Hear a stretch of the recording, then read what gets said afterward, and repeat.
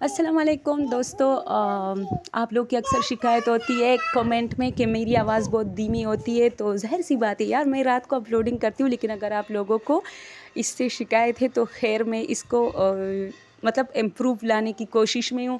اچھا، دن میں اس میں آوازیں بہت آتی ہے تو میں رات کو زیادہ تر اپلوڈنگ کرتی ہوں، کیونکہ جو گھر کے بچے ہیں ان کی آوازیں اس میں بہت زیادہ جو ہے آتی ہے پھر۔ اوکے دوستو، آج میں ایک ایسی بات آپ لوگ کے ساتھ شیئر کرنا چاہتی ہوں جو کہ نہ تو ہارر سٹوری ہے، لیکن ایک ایسی بات کہ مطلب ایسے لوگوں سے تھوڑا بچ کے رہا کرے۔ بات کچھ ہوئی کہ جب میں اسکول میں تھی، میں 9th کلاس کی، آئی تھنک 9-10 کی اسٹوڈنٹ ہے، اب میں یہ بھول گئی ہوں کہ میں 10th کلاس کی اسٹوڈنٹ یا 9th کی، لیکن آئی تھنک 9-10 کلاس کی اسٹوڈنٹ تھی۔ تو ہماری تو بہت ساری ٹیچرز ہوتی تھی، لیکن ان میں 2 ٹیچر کی میں بات کروں گی جو کہ ایک بہت زیادہ اکڑ والی، ساری ٹیچروں میں اکڑ والی ٹیچر تھی، اپنے مطلب اتھارٹی کا بہت غلط استعمال کرتی تھی، بہت منہ پھٹ تھی۔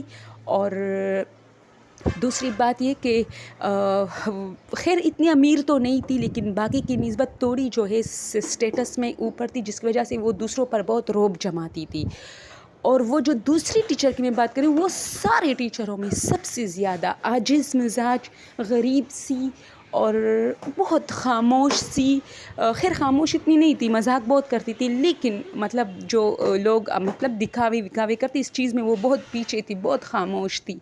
تو ان دونوں کا کچھ اس طرح تھا کہ یہ جو اکڑ والی، جو میں نے کہا بہت اکڑ والی تھی، اس کا نام بھی ہم نے اکڑ والی رکھا تھا۔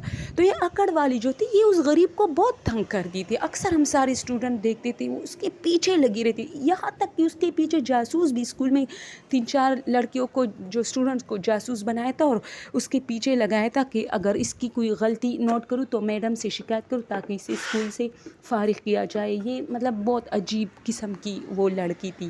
تو دوستو، یہ میرے اپنے آنکھوں دیکھا حال ہے، یہ اس کے پیچھے بہت پڑی تھی۔ تو ایک دن مجھے میرے ٹیچر نے آفس بھیجا کہ جاؤ، کوئی رجسٹر وغیرہ تھا شاید، وہ لے کے آؤ۔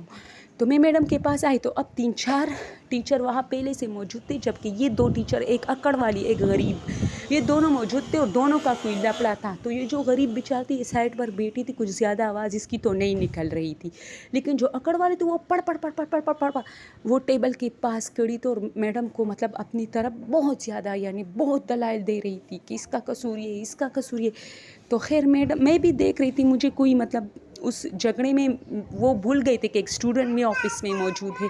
تو وہ میڈم جو تھی وہ اس اکڑ والے ٹیچر کے ساتھ تھوڑی دیر کے لیے باہر نکلی، میں وہاں کھڑی تھی تو 2-3 ٹیچر اور بھی بیٹھے تھے، سب خاموش تھے۔ تو اس بیچاری نے میری طرف دیکھا اور کہا اللہ اس کو کوئی مصروفیت دے تاکہ میری جان چھوٹے۔ اس پر 2-3 جو ٹیچر بیٹھے تھے وہ بھی ہنسے اور میں بھی تھوڑی مسکرائی اس کی طرف دیکھے۔ خیر پھر مجھے وہ رجسٹر مل گیا، میں چلی گئی۔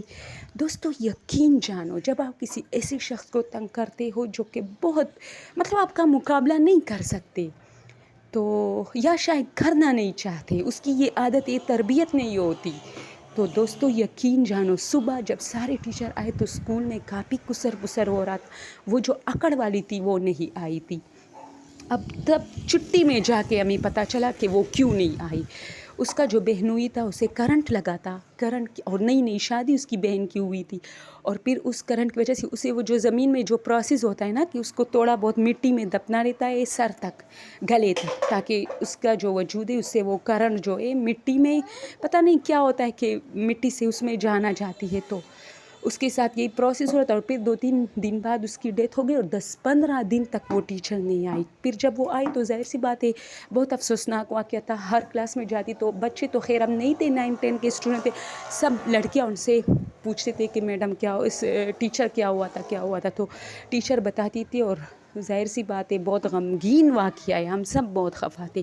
لیکن یقین جانو دوستو، مجھے اس ٹیچر کی وہ آواز آج بھی یاد ہے کہ اللہ تمہیں مصروف رکھے تاکہ میری جان چھوٹ جائے۔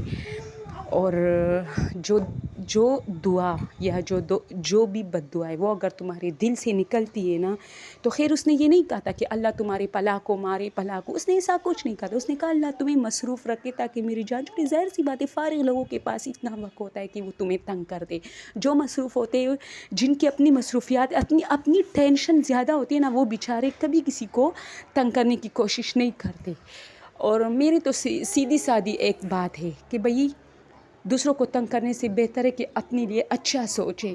تو آج میں کوئی ہارر اسٹوری سنانے والی نہیں تھی. میں نے یہ اسٹوری سنائی جو کہ میرے سامنے پیش، میرے بالکل میں موجود تھی، میرے آنکھوں، میرے کانوں کہ سامنے یہ سب کچھ ہوا تھا. کانوں سے میں نے اسے سنا تھا کہ اس نے یہی کہا تھا کہ اللہ تمہیں مصروف رکھے، اور آنکھوں سے میں نے وہ سارا قصہ ان دونوں کا دیکھا تھا. دوستو میں آپ لوگوں سے صرف اتنا کہوں کہ آج کے جو اسٹوری تھی کہ کبھی کسی ایسے شخص کو تنگ نہ کرے جس کا کوئی نہ ہو، کیونکہ جس کا کوئی نہیں ہوتا نا، اس کا جو ہوتا ہے وہ اس کا مقابلہ کوئی نہیں کر سکتا، اور وہ اللہ ہے.